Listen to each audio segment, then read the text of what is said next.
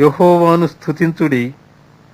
యెహోవాయందు భయభక్తులు గలవాడు, ఆయన ఆజ్ఞలను బట్టి అధికముగా ఆనందించువాడు ధన్యుడు. వాని సంతతి వారు భూమి మీద బలవంతులగుదురు. యథార్థవంతుల వంశపు వారు దీవింపబడుదురు. కలిమియు సంపదయు వాని ఇంట నుండును. వాని నీతి నిత్యము నిలుచును. యథార్థవంతులకు చీకటిలో వెలుగు పుట్టును.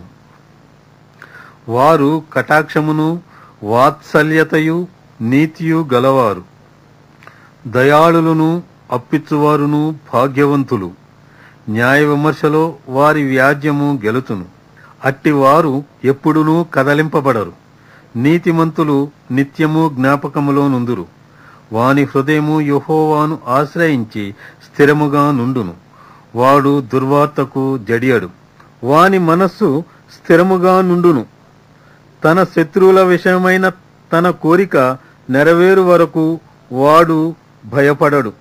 వాడు ధాతృత్వము కలిగి బేదలకిచ్చును. వాని నీతి నిత్యము నిలుచును. వాని కొమ్ము ఘనత నుండి హెచ్చింపబడును. భక్తిహీనులు దాని చూచి చింతపడుదురు. వారు పండ్లు కొరుకుచు క్షీణించిపోవుదురు. భక్తిహీనుల ఆశ భంగమైపోవును.